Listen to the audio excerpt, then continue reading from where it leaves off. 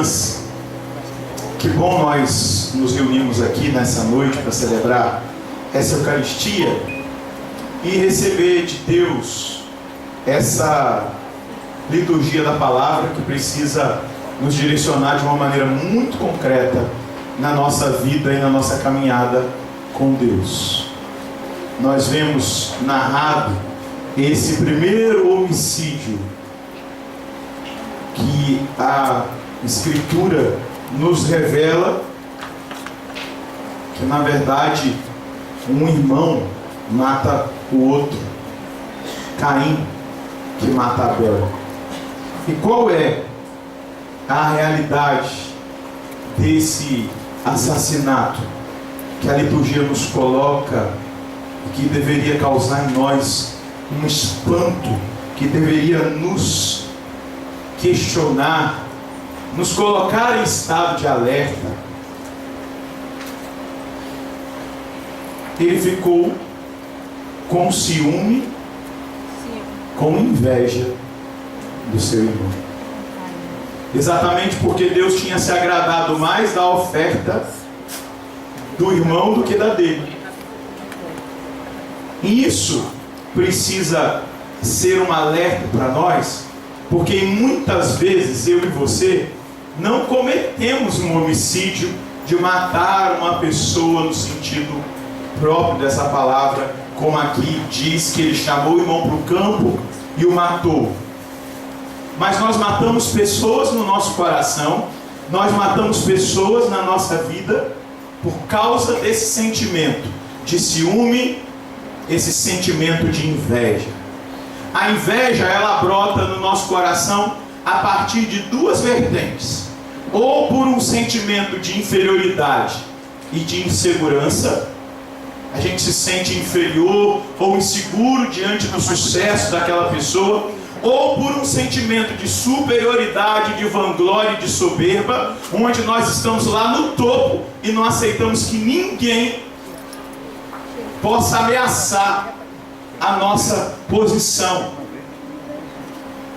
E eu gostaria aqui de usar alguns pensadores, e peço desculpa por fazer isso, mas é muito importante que nós cristãos católicos entendamos essa realidade. Veja bem, existe um filósofo chamado Descartes, que ele vai descrever a inveja. A inveja é o mal-estar pelo bem que acontece para os outros.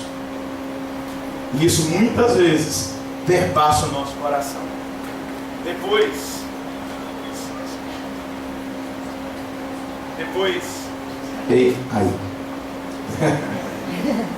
Depois um filósofo chamado Aristóteles vai dizer: a inveja se manifesta pelo pesar que muitas vezes invade o nosso coração pelo bem dos outros. Um santo chamado Cipriano vai dizer que a inveja é afligir-se com a glória alheia. E enquanto o padre vai descrevendo isso, usando alguns autores, alguns pensadores e alguns santos, vai olhando para dentro de você, porque o padre está olhando para dentro dele. São Basílio de Cesareia vai dizer: a inveja é a dor pelo sucesso do próximo.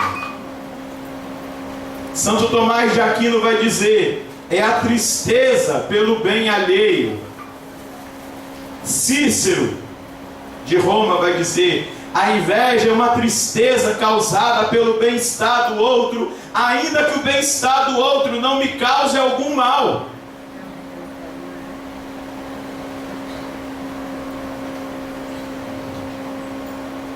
Olhando para o relato do Gênesis e olhando para dentro de mim, e você olhando para dentro de você, nós precisamos entender que nós trazemos dentro de nós a concupiscência, que são as sequelas do pecado original. E essas sequelas do pecado original em nós, elas fazem com que nós cedamos a certos sentimentos negativos que muitas vezes tendem a atingir o nosso coração e a nos levar a ter atitudes como essa que Caim teve com Abel.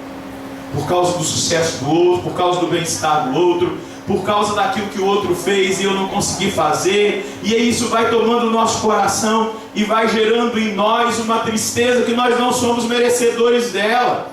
Nós somos merecedores da alegria. Deus quer nos dar alegria, a alegria da certeza da sua salvação, de que nós somos filhos. Apesar do outro ter se dado bem e eu não ter me dado tão bem, o outro ter passado do concurso e eu não ter passado, Deus está comigo. Isso precisa encher o nosso coração. Vamos lá para alguns exemplos. Muitas vezes, certas brincadeiras e ironias que nós temos diante do êxito das pessoas é um sinal da presença da inveja na nossa vida. Quando nós queremos tirar o êxito dos outros, é sinal da inveja na nossa vida. Quando em nós bate aquele sentimento de querer denegrir o valor do outro, é sinal da presença da inveja em nós. Quando nós temos dificuldade para reconhecer aqueles que obtêm sucesso pelo esforço, a gente sempre encontra algo negativo. Quer ver? Dá um exemplo. Nossa, aquela moça é tão bonita, mas ela é burra, né? Loira burra. É um sinal. Você reconhece, a pessoa é bonita, mas você tem que destacar algo de negativo, porque a beleza da fulana me incomoda e gera em mim inveja. A gente nem percebe, às vezes isso está agindo lá no nosso inconsciente. Nossa, aquela pessoa é inteligente, mas é um antipático, né? É a maneira que muitas vezes, veladamente, isso se manifesta em nós. Caim mata Abel por inveja. Nós, quando deixamos de escutar a Deus, quando nós deixamos de escutar o que Deus diz, nós acabamos cedendo. Veja o que no versículo 8 Deus diz para Caim. Então o Senhor perguntou a Caim: por que está cheio de cólera e andas com o rosto abatido? É verdade que se fizeres o bem, andarás de cabeça erguida, mas se fizeres o mal, o pecado estará à porta espreitando você. Tu, porém, você pode dominar esse sentimento. Repita comigo o que Deus falou com Caim. Repita, diga comigo. Por que você está cheio de cólera? E anda com o rosto abatido? O invejoso é assim. Não, agora eu estou falando para você. O invejoso é assim, ele anda abatido, triste, porque a presença do outro incomoda, o sucesso do outro incomoda. Não é?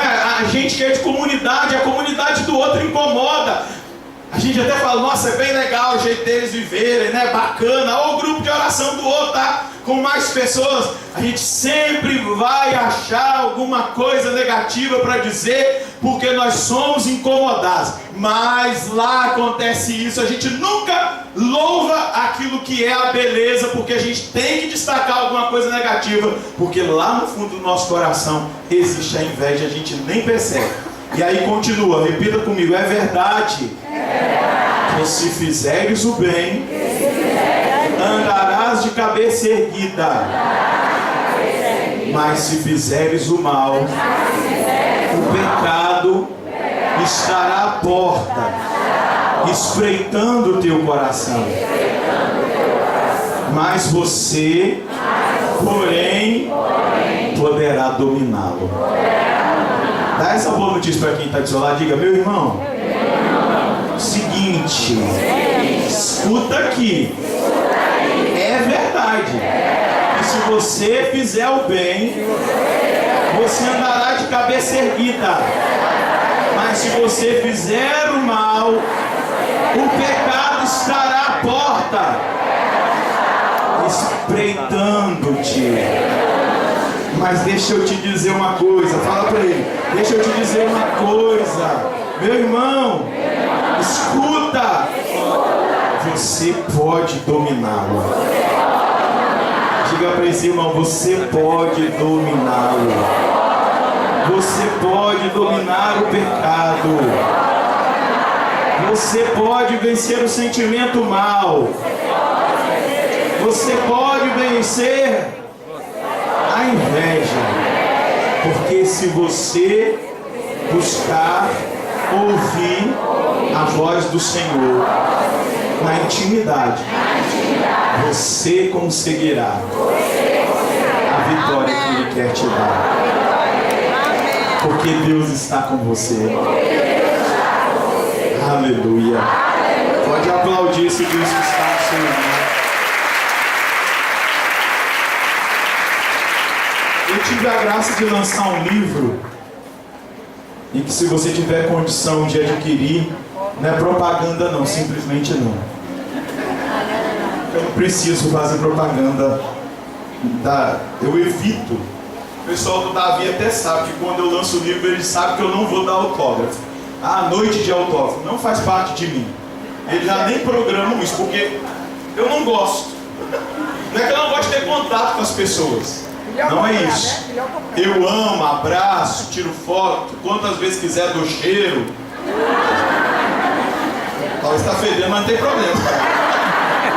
Mas eu não gosto, eu sou padre, senão eu fico achando que eu sou artista, de ficar dando autógrafo. Eu não sou artista, eu sou padre. Então eu tento separar. Quem gosta de dar, que é padre, amém, não critico, glória a Deus. Mas é o meu jeito. Se eu pudesse, eu ficava escondido atrás do altar. Mas Deus me deu 12 ministérios, eu tenho que colocar a serviço. Por isso que eu coloco. Mas eu coloquei aqui no livro. Eu li e fiquei impactado com um livro. Eu sou devoto de um santo chamado Antão. Santo Antão. O nome dele é Antão. E professor Felipe, a gente é muito amigo, professor Felipe Aquino. E o professor Felipe tem uma biblioteca maravilhosa. E tem muitos anos que eu vou na casa do professor Felipe tomar um cafezinho nas terças-feiras à tarde, para a gente conversar sobre teologia, filosofia e política. A gente conversa, ri, reza. E o professor me deu um livro de Santo Antão para eu ler. Como eu era devoto, quem escreveu esse livro foi Santo Atanásio. E Santo Antão, a história começa, ele era de uma família rica, os pais morreram, ficou só ele e a irmã. E um dia ele foi rezar na igreja, e quando ele chega na paróquia, na comunidade onde ele foi rezar, tinha lá a Bíblia, e ele abre a palavra e ele lê aquela história do encontro daquele jovem rico. E lá dizia que o jovem foi embora muito triste, porque ele possuía muitos bens, e ele não seguiu Jesus, porque ele tinha muitos bens, e Jesus tinha mandado ele vender tudo e dar aos pobres. E naquela hora Jesus falou no coração de Antão: Antão, vende tudo que você tem, dê aos pobres e me siga. Antão voltou para casa com aquele sentimento. Depois, ali na celebração também, o padre leu essa liturgia, essa palavra do Evangelho. Ele foi tocado e ele tomou a decisão: eu vou vender todos os meus bens. Tinha muitas fazendas, casas, e ele foi lá, vendeu todos os bens. Só que na cabeça dele, ele dizia: eu vou pegar um pouco do dinheiro para que as freiras cuidem umas irmãs lá cuidem da minha irmã de sangue, e o restante eu vou dar para os pobres. Aí voltou na igreja, rezou, e a palavra de novo veio até ele, e nem isso ele fez. Ele acreditou que Deus cuidaria da irmã dele, pegou todo o dinheiro, vendeu tudo que tinha e deu para os pobres. E foi morar no deserto. E lá no deserto ele foi encarar a ele mesmo as fragilidades, esses demônios no sentido de lutas interiores, aquilo que muitas vezes a inveja, o apego, a luxúria, as realidades da carne, e ele foi se enfrentar. Mas também lá ele enfrenta o demônio cara a cara. E aqui há o relato que eu coloquei nesse livro: transportado por esse homem, um amigo que foi visitar Antão encontrou ele caído, depois de uma luta contra o demônio, machucado. Um amigo que foi levá-lo para alimentar, levar pão, porque ele só comia pão e bebia água, o encontrou caído de um combate espiritual. Ele ficou sozinho no interior da caverna, Santo Antão, com as portas fechadas, como de costume, muito fraco para se manter de pé em consequência das feridas, orou deitado. Depois das orações ele gritou: eu, Antão, aqui estou, e não fujo das minhas feridas. Se me causares outras, falando para o demônio, e mais numerosas, nada me separará do amor de Cristo. Depois ele salmodiou: ainda que um exército acampe contra mim, meu coração não temerá. Eis o que pensava e dizia o grande asceta.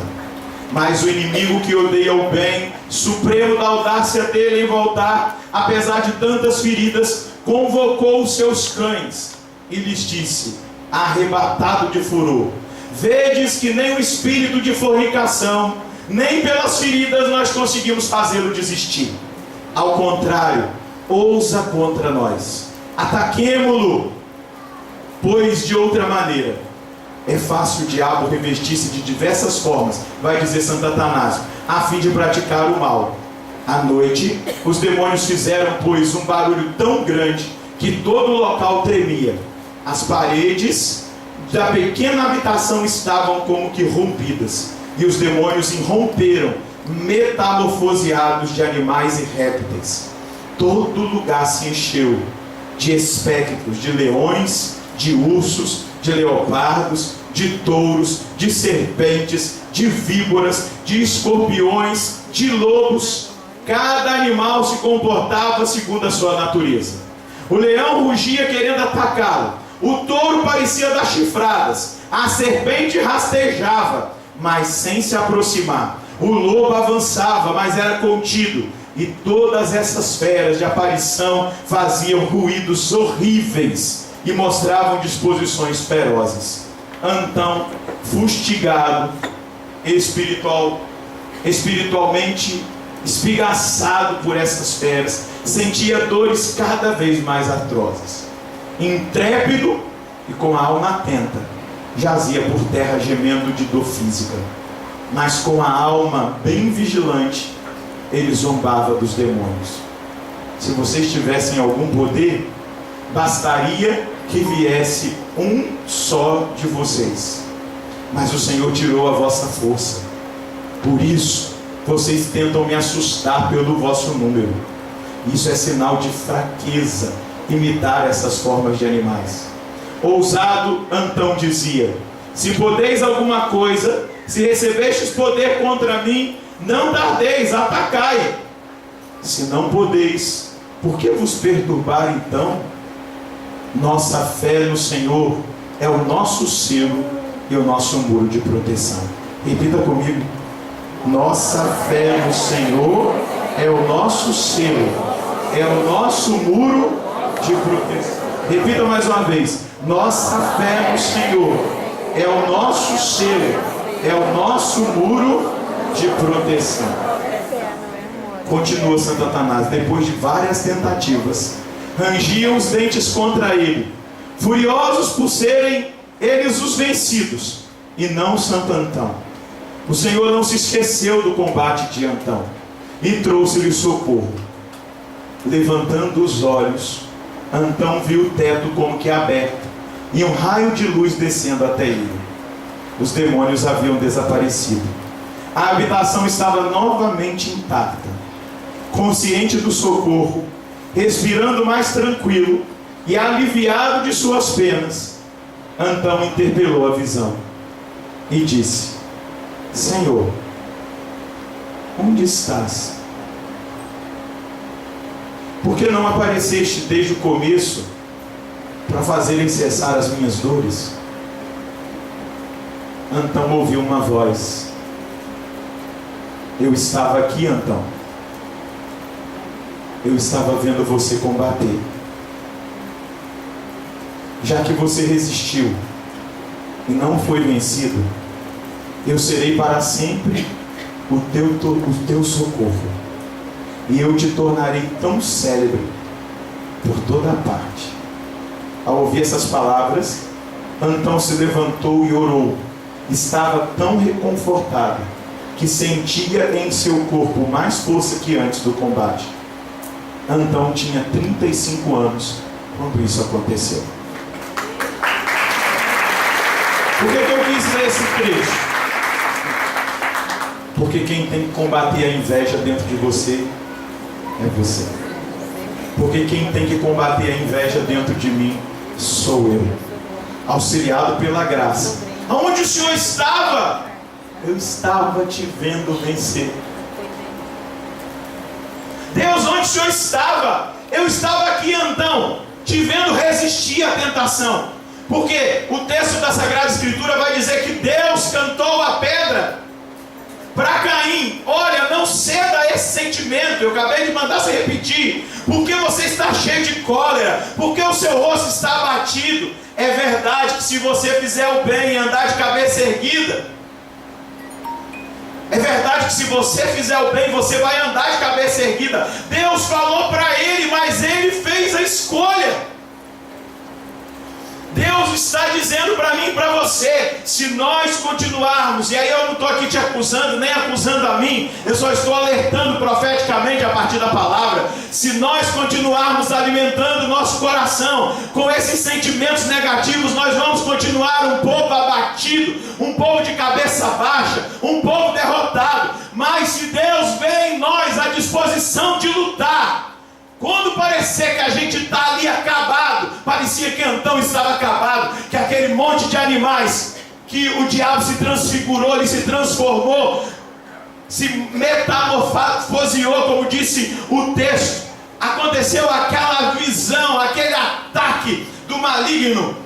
Se Antão tivesse cedido, se Antão se tivesse deixado vencer, mas Antão resistiu, Antão lutou, Antão usou as palavras de Deus contra aquela tentação. Deus é mais forte, se Deus é por nós, quem será contra nós? No final Deus diz: Antão, eu estava vendo você lutar, eu estava aqui, você não me via, mas eu estava do seu lado. Nós temos a presença de Deus do nosso lado. Nós temos a voz de Deus que diz para nós: não ceda o pecado, levanta a cabeça, anda de cabeça erguida. Você pode vencer, você pode dominar. Eu estou com você. Mas muitas vezes a gente reza e espera que as coisas aconteçam sem nenhum esforço da nossa parte. Mas Deus abençoa aquele que se esforça, aquele que se olha. Porque qual é o segredo? Conhece-te a ti mesmo e conhece a Deus. Qual é o segredo? Santo Agostinho vai dizer muito bem: o Deus que te criou sem ti não te salvará sem ti. Ele não vai salvar você sem a sua contribuição. A gente às vezes fica só querendo ficar sentado, que caia do céu, que caia do céu, que caia do céu. Não, Deus avisou: ei, ô sua anta, não é o Antão não, é o Caim. E aqui eu estou parafraseando o Padre Léo: ei, sua anta, por que você está cheio de cólera? Por que você está abatido?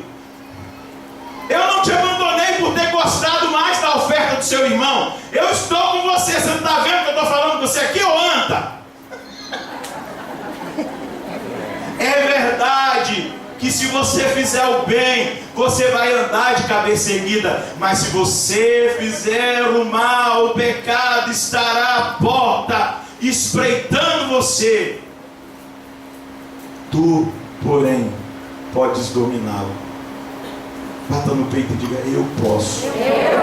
Porque tudo posso naquele que me fortalece.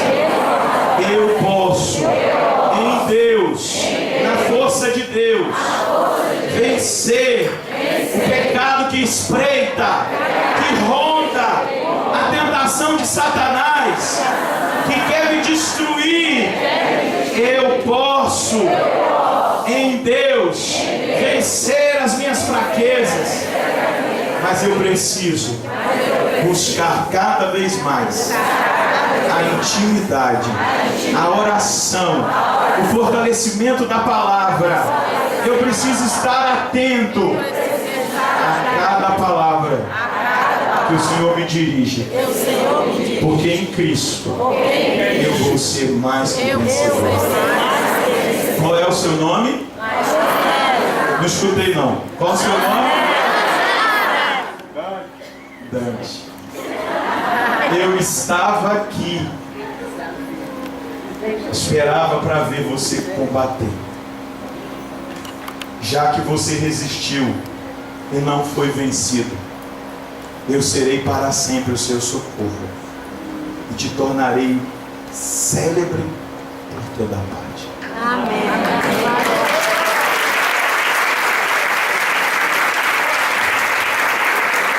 A graça cai do céu, ela vem, mas é preciso de um pouco de esforço da nossa parte. Nós não podemos ceder. Nós não podemos ceder aquilo de ruim que muitas vezes aparece em nós, que vem para querer matar os irmãos dentro do nosso coração, que vem para eliminar as pessoas, que vem para que a gente gere antipatia, que a gente não consiga mais suportar. Hoje Deus está falando muito concretamente conosco. Nós precisamos expulsar para bem longe do nosso coração e da nossa mente os pensamentos e os sentimentos de inveja. Nós não podemos aceitar, porque vai nos levar ao homicídio. Não ao homicídio de matar alguém, dar um tiro, uma facada, não, mas de matar as pessoas no nosso coração. E quantas pessoas importantes saíram da nossa vida porque o sucesso, aquilo que elas viveram, nos incomodou tanto que elas deixaram de fazer parte de nós. Quantas pessoas caras a nós.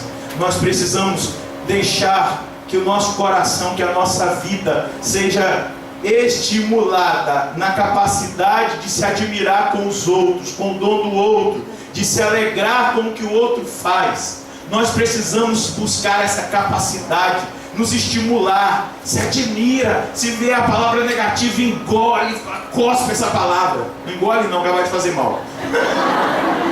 Cospe essa palavra, esse sentimento negativo. Nós precisamos cultivar a empatia no nosso coração.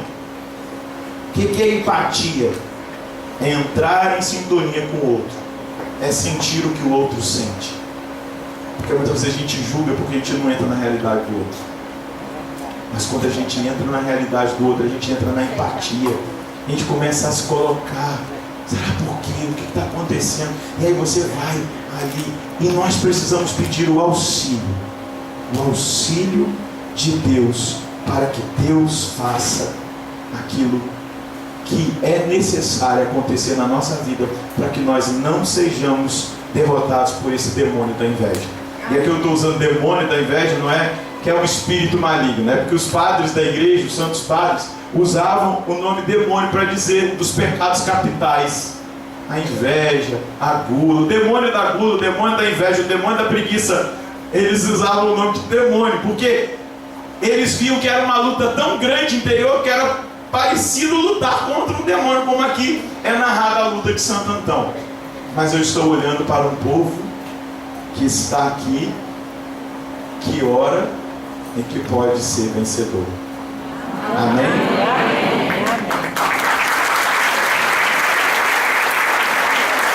Eu até separei aqui umas frasezinhas bonitinhas para você entender o que é o poder da oração. Veja o que São Bernardo de Claraval vai dizer: por mais fortes que sejam as potências do inferno, a oração é mais forte do que todos os demônios juntos. Glória a Deus. Quer vencer? Ora! Por mais fortes que sejam as potências do inferno, a sua oração é mais forte do que todos os demônios juntos. Oh, Deus tremendo, hein?